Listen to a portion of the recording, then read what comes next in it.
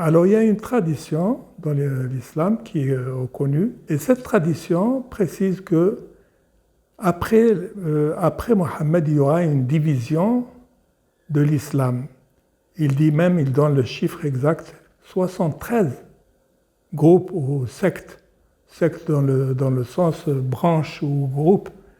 Ma nation sera divisée en 73 sectes, et toutes les sectes seront au feu, comme il le dit, sauf une secte.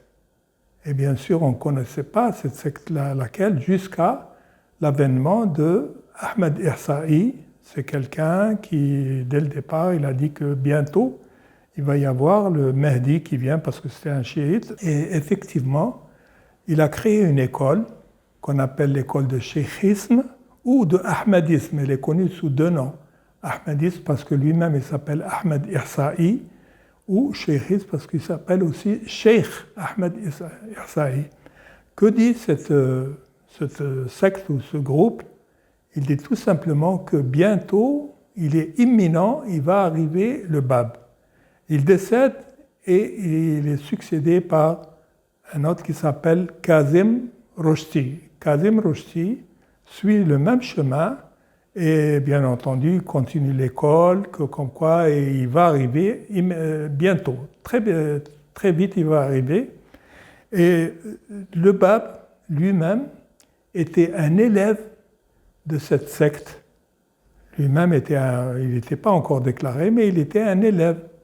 Et à un moment donné, cette histoire est très intéressante, à un moment donné, M. Kazim Roshti était en train de donner le cours et le Bab, qui était un simple élève à ce moment-là, était entré à la classe, si on va rappeler comme ça, et il s'est assis et bien sûr, Kazim, il le connaissait, il était inspiré.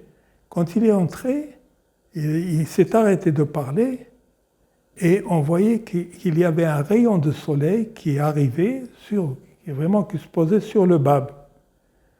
Et on lui a dit, continuez, les élèves ont dit, continuez à nous expliquer. Il a dit, que voulez-vous que je vous dise? Il est plus clair que le rayon de soleil qui est entre vous. Mais personne n'a compris, il a voulu faire allusion, il n'a pas voulu dire exactement, il est là, le voici.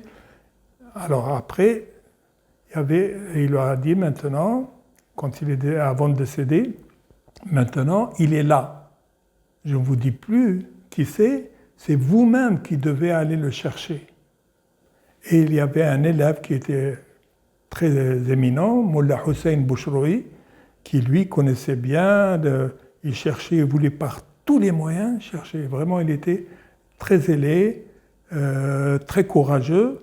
Il a dit, je vais chercher maintenant, puisqu'il m'a dit qu'il est là, je vais chercher partout dans le monde entier. Il a commencé par Shiraz.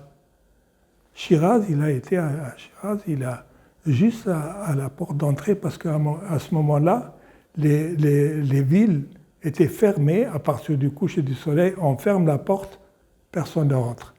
Alors juste au coucher du soleil, il le voit, et le Bab était habillé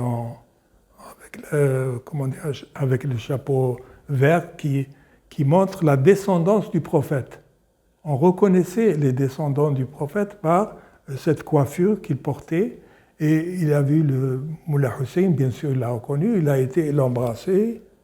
Le Mullah Hussein, il était un peu, vraiment, il ne savait pas quoi dire, comment ça se fait, il ne me connaît pas, il m'embrasse comme ça et tout. Et le Bab lui dit, suivez-moi. Il l'amène jusqu'à chez lui, il est rentré, et il dit, voilà, je sais que vous êtes en train de chercher le Mahdi. Voilà, il lui dit, est-ce que vous voyez, vous attendez ce Mahdi, qu'il soit comme ça, comme ça. Il lui a cité parce que dans la secte, il y a les conditions et même les qualificatifs que doit avoir le Mahdi pour être reconnu. Il dit, voilà, est-ce que vous voyez toutes ces qualités que vous connaissez, il ne fume pas, etc. Je ne vais pas les citer.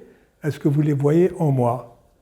Et bien sûr, il a répondu, il a dit, mais moi, celui qui doit venir, doit nous expliquer la sourate de Youssef.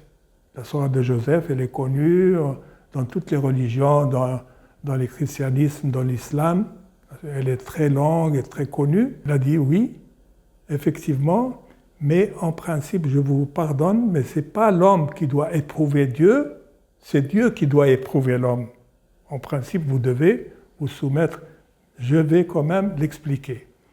Et il commence à expliquer sourate de Youssef, la sourate de Joseph, et ça prend du temps, bien entendu.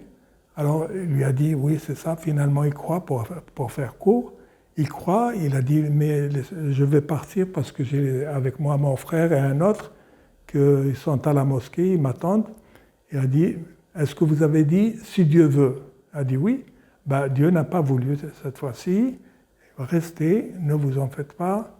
Ils sauront, vous allez les retrouver par la suite. Et effectivement, ils passent jusqu'à la nuit. Et c'était ça, le 23 mai 1844, c'était le jour de la déclaration du Bab. Et on peut dire que c'est comme ça que ça a été connu, la foi du Bab.